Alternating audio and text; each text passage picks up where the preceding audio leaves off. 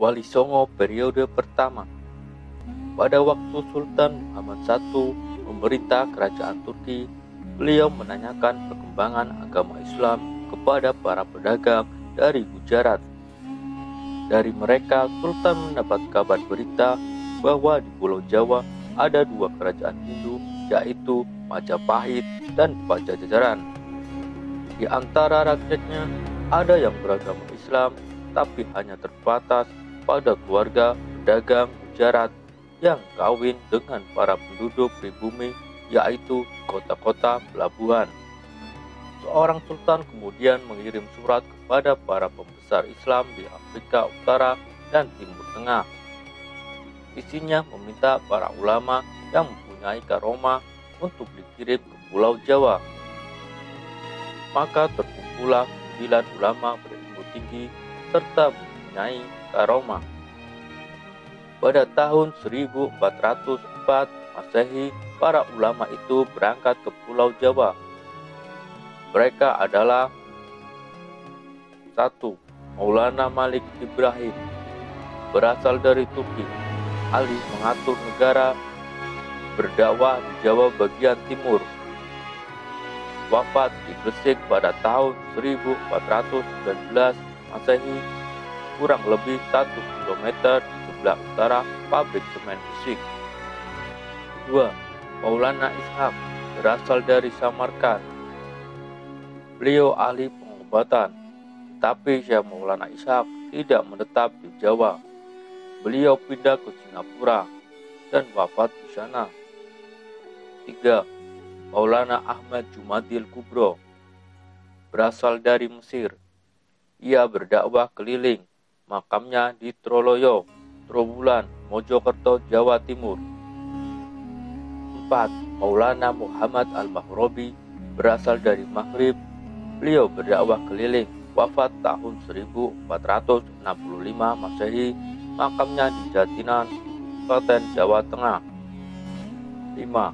Maulana Malik Israel, ia berasal dari Turki, ahli mengatur negara, wafat tahun 1435 Masehi, makamnya di Gunung Santri, Cilegon, antara Serang, Merak, Jawa Barat.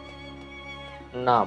Maulana Muhammad Ali Akbar, berasal dari Persia, ahli pengobatan, wafat tahun 1435 Masehi, makamnya di Gunung Santri. 7. Maulana Hasanuddin, berasal dari Palestina, berdakwah keliling, wafat tahun 1462 Masehi, makamnya di samping Masjid Banten Lama. 8. Maulana Aliyuddin, berasal dari Palestina, berdakwah keliling, wafat pada tahun 1462 Masehi. 9. Syekh Subakir, berasal dari Persia, ahli menebali tanah angker yang dihuni jin-jin jahat, suka menyesatkan manusia. Dengan adanya tumbal itu, jin-jin tadi akan menyingkir dan tanah yang ditumbali dijadikan pesantren. Setelah banyak tempat yang ditumbali, maka Syekh Subakir kembali ke Persia pada tahun 1462 Masehi dan wafat di sana. Salah seorang pengikut atau sahabat Syekh Subakir meninggal dunia ketika beristirahat di daerah Blitar. Hingga sekarang makam pengikut Syekh Subakir tersebut ada di sebelah utara Pemandian Penataran, Blitar, Jawa Timur. Di sana ada peninggalan Syekh Subakir berupa sajadah yang terbuat dari batu kuno. Wali Songo periode kedua. Pada periode kedua ini masuklah 3 orang wali menggantikan 3 wali yang wafat. Ketiganya adalah 1. Raden Ahmad Ali Rahmatullah, datang ke Jawa pada tahun 1421 Masehi, menggantikan Malik Ibrahim yang wafat pada tahun 1419 Masehi. Raden Rahmat berasal dari Cempah, Wangtai Selatan. 2. Syed Jafar Sodik, ia berasal dari Palestina, datang di Jawa pada tahun 1436 Masehi, menggantikan Malik Israel yang wafat pada tahun 1435 Masehi. Beliau tinggal di Kudus sehingga dikenal sebagai Sunan Kudus. 3. Syarif Hidayatullah. Ia berasal dari Palestina, datang di Jawa pada tahun 1436 Masehi, menggantikan Maulana Ali Akbar yang wafat pada tahun 1435 Masehi. Sidang Wali Songo yang kedua ini diadakan di Ampel, Surabaya. Para wali kemudian membagi tugas. Sunan Ampel atau Raden Rahmat, Maulana Ishak, dan Maulana Jumadil Kubro bertugas di Jawa Timur. Sunan Kudus, Syekh Subakir, dan Maulana Al-Maghribi bertugas di Jawa Tengah. Syarif Hidayatullah, Maulana Hasanuddin, dan Maulana Aliyuddin bertugas di Jawa Barat. Wali Songo periode ketiga. Pada tahun 1463 Masehi, masuklah 4 wali menjadi anggota Wali Songo, yaitu 1. Raden Paku atau Syekh Maulana Ainul Yakin, kelahiran Blambangan, Jawa Timur.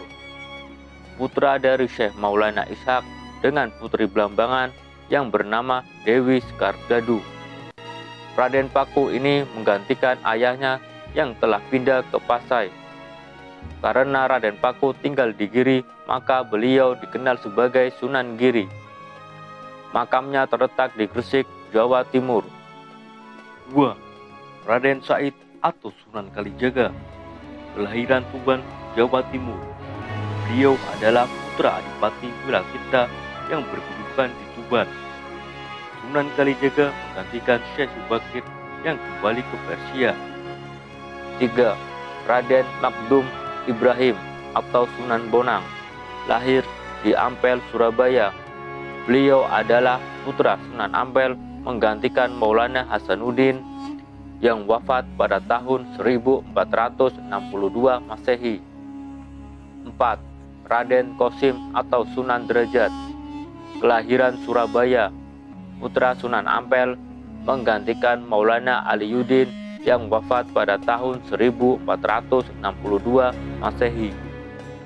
Sidang Wali Songo yang ketiga ini juga berlangsung di Ampel, Surabaya.